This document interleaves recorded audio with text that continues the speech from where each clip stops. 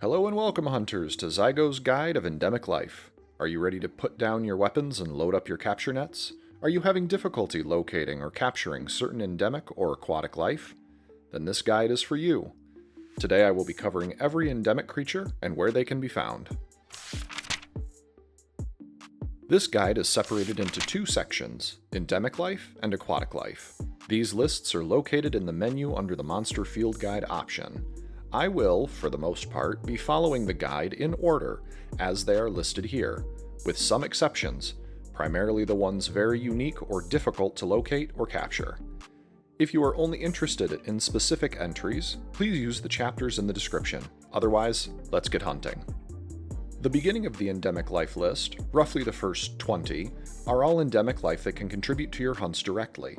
Some will provide healing or other positive status effects, like the Vigorwasp healing you directly, or the Wiggly Litchi giving reduced stamina consumption for a limited time. Others can be used like an environmental trap, such as the Nitrotoad or Sleeptoad. Don't stand too close. There are a few endemic life that can provide slinger ammo to be used in combat. Although a bomb pod against the new Udra may not be the best idea. Better get out of there, hunter. Due to their beneficial contributions to hunting, these endemic life are listed on the minimap and can be targeted for ease of locating. Start by opening your map, and then press right on the D-pad. By selecting the Filter Icons option, you can scroll through the list of all the icons on the map, including any endemic life available. In this example, you can see Paratoads, Vigorwasps, giant Vigorwasps, Flashflies, and more. When highlighted, you can cycle through the individual locations of these by again pressing right or left on the D-pad. When you are ready to capture one, highlight it either on the map directly or in the Filter Icon menu and press in on the right stick to create a waypoint. Leaving the map and pressing up on the D-pad will have your Sacred take you directly to it. Be sure that you use your capture net. If you press B or circle on a PlayStation controller, this will instead have you consume the endemic life and not actually add it to your endemic life list. All of the following endemic life can be tracked on the map in the areas shown on the screen here.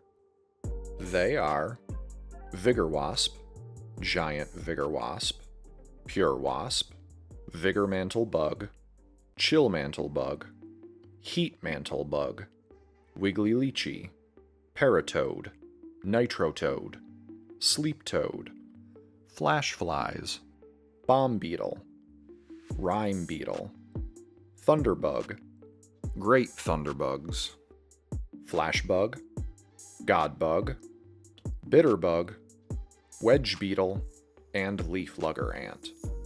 The next few endemic life are similar to the previous ones, however, the endemic life themselves are not listed, but instead they are tied directly to another collectible whose icon will appear on the map.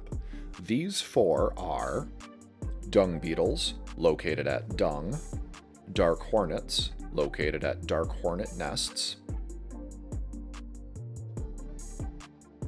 Quattreflies, located at campsites, and Vaporinids, located at spiderwebs.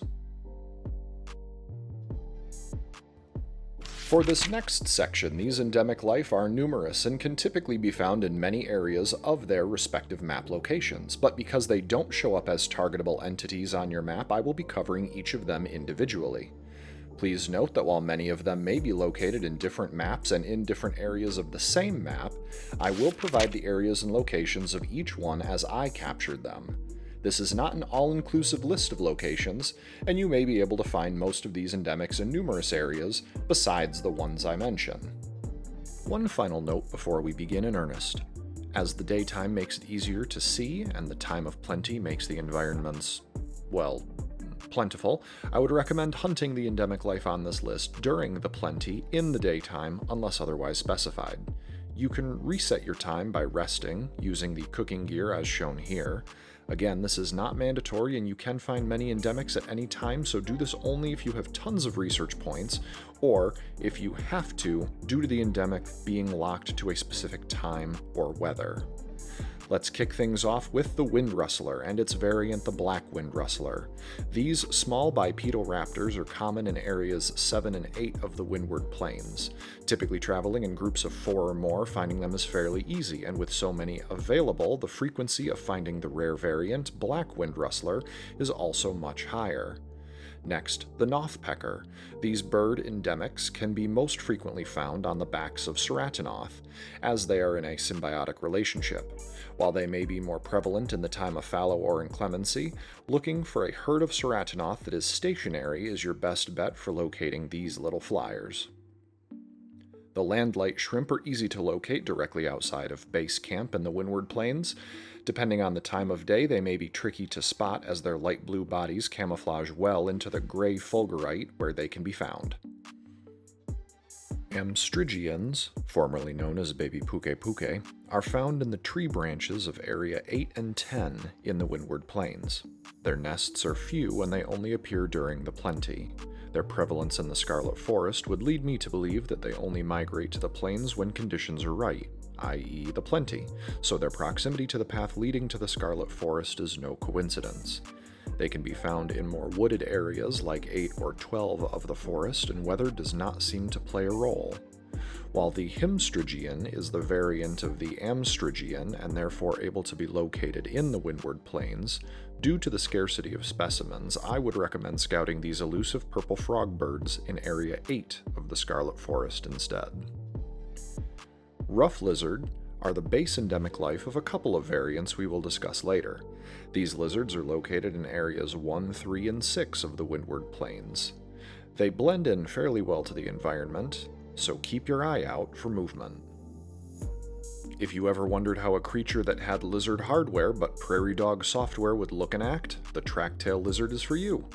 These creatures are seen in pairs throughout the desert areas of the plains, 11 towards 16, and when a threat is detected, they will lift themselves up by their tail for a moment before running or burrowing away. Looping back towards areas 7 and 8, this next endemic has a penchant for rotting meat. The Paratoad will uncover themselves when you offer to them their favorite meal, a dead herbivore. The Windward Plains may be getting a little dry, but our last entry here for the moment is the Emperor Hopper. These grasshoppers can be found flitting into and out of the tall grass outside base camp in Area 7 and 8. Their size makes them difficult to spot, but it is not unusual to have caught them accidentally while hunting previous endemics mentioned.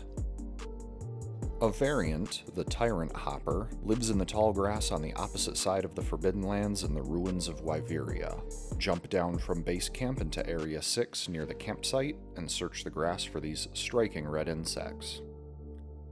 The beginning of our crab trifecta starts in the Scarlet Forest.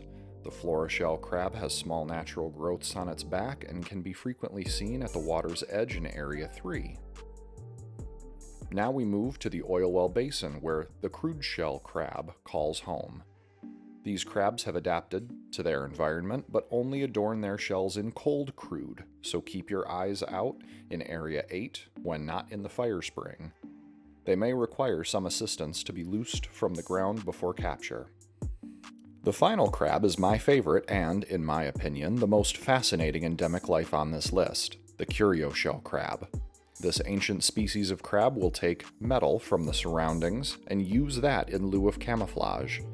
As a result, curio shell crabs will flee upon detecting a threat, so be prepared to run them down or employ the ghillie mantle for ease of capture. While they can be found on any map in multiple locations, the Ice Shard Cliffs boast the highest frequency of these ancient coin-studded crustaceans. Look at the base of the stairs down from Camp 15, the sloped paths in Area 6, or down in the crawl space behind the Area 18 campsite. With that crabby segue complete, we return to the Area 8 campsite in the Scarlet Forest for the Smoke Shroud Gecko. These bioluminescent lizards are easy to spot against the dark backdrop of the cave walls.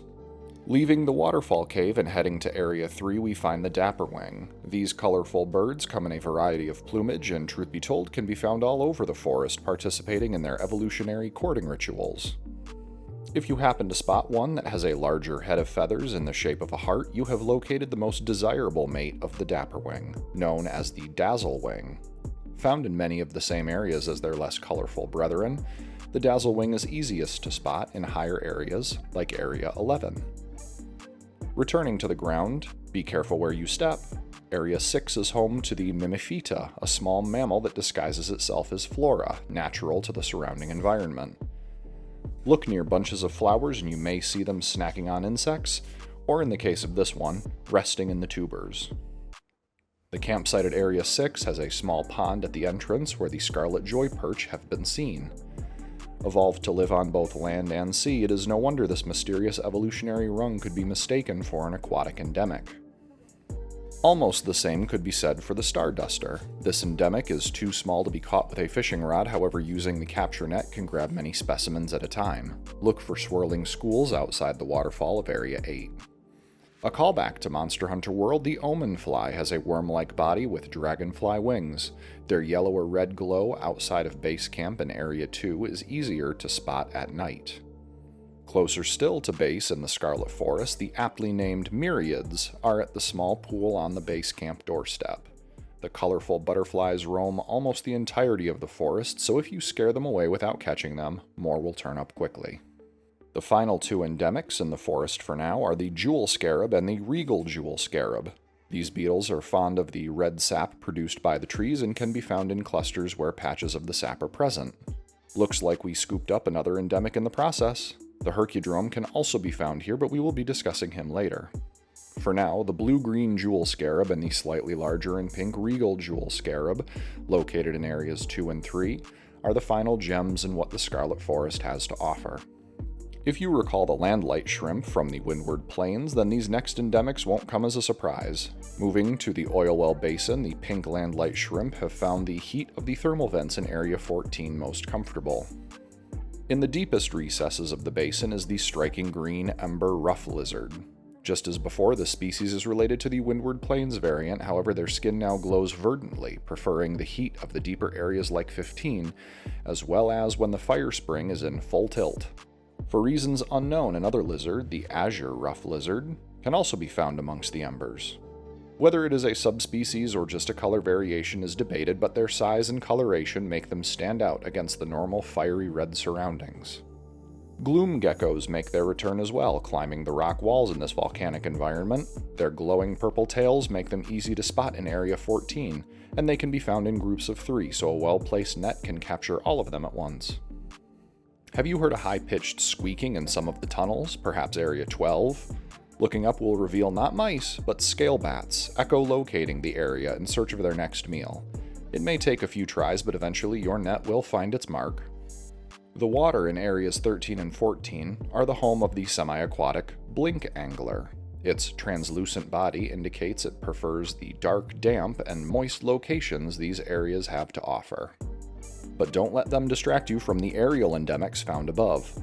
Floating about the air in 13 and 14 are the sparkler jelly. A jellyfish of the sky, these glowing invertebrates are quite common and striking, with a variant yet to come. We have one more area left, the ruins of Wyveria. The unique creatures here bear some resemblance to other ones previously caught, with some exceptions. The gawky, for example, appears as a color-bleached Mimifeta, blending in with the white plants in Area 6. Solanaria are skyborne slugs that float in small groups through the sky of Wyveria. They are numerous throughout the region, but Area 1 is where these particular specimens were caught. More traditionally slug-like, the pillowpod and its variant, the gillopod, can be found on the walls of Wyveria, or on the land spine lower down. Area 2, between camp and base camp, is an optimal spot to check for these flatworm wonders. And at last we come to our final endemic for this chapter, the petalfly. These insects can be found floating along the sun's rays in Area 6, and upon close inspection, resemble the omen flies from the Scarlet Forest. Congratulations, Endemic Life researchers! That completes the bulk of the Endemic Life list. To be fair, most of these you may have already run across, but next we will be diving into the final, rarest of the bunch, based on my experience. The only ones left are the cream of the crop, the rarest of the rare, the true secret final boss of Monster Hunter. That may be a bit of an exaggeration, but make no mistake, these Endemic Life are the rarest, being dependent on specific times of day or night. certain weather conditions, and very few or even only one spawn location in their environment. Teasing everyone who had the opportunity to play the beta, our first member of the Rare Club is the Sandstar. Located in the dunes of Area 11, this sparkly blue mouse is only found at night and weather may play a factor. This one was spotted in the fallow, however your luck may prove better in the time of plenty. This lightning-fast rodent has greatly developed ears, so approaching crouched or in a Gillymantle will do you no good. Your best bet is to disorient it with a Screamer Pod and swiftly swap to your capture net before he burrows away. Returning from World again are the Hercudromes. As we saw earlier, the Hercudrome could be found on the trees in areas 2 and 3 of the Scarlet Forest. Previously, when we last saw him in the guide, it was the time of plenty, and here it is the inclemency, so weather may not play a factor. However, night seems to be the only time they may be found. A shiny variant, the Gold Hercudrome, seems to follow the same rules. Check the sap-covered trees and you may be greeted with a brilliant golden beetle. The Prism Hercudrome is by far the rarest endemic on this list. As of now, I only have one, and that was obtained through specifically hunting for it. The consensus as of filming is that this beetle is located only at night, only in the time of plenty, and only on one specific tree. The time of night is debated, but I found this one in the last 6 minutes or so of the night cycle, the time before it turns to dawn. And even then, it's only a chance to spawn. While most other endemics you may find by accident or catch as a matter of cause, this one specific endemic could very easily elude you even after hundreds of hours of play, which I say from experience. Look to the tree that sits between the flowing rivers in Area 6, and if you spot one, count your lucky stars. The next creature is the largest endemic life, and yet it is deceptively elusive. The peony sparkler jelly is a massive female sparkler jelly that floats in the same areas as their male counterparts, 13 and 14 of the oil well basin. Despite their size, they tend to float high above capture net range, so it is easiest to snag them if they are freshly entering the area. Be sure to check these areas during the time of plenty, as it may play a factor. Lucky for us, the nighttime and the plenty is exactly what we need for another rare endemic in the basin. The children of New Udra can be found floating in the air of his nest, Area 17. Named New Yaya, these small squids are easy to catch in high number once their descent to the ground has begun. A favorite endemic from last generation, the Downy Crake, makes their return in the Ice Shard Cliffs. They are not locked to an area, but rather to a small monster, the Rathma. Locate the herds of Rathma on the map, typically found in areas 7, 10, 12, 13, and 17, but try to espy their backs before approaching. If a large monster or hunter gets too close to the herd, the Crakes will leap off the backs of the Rathma and try to flee.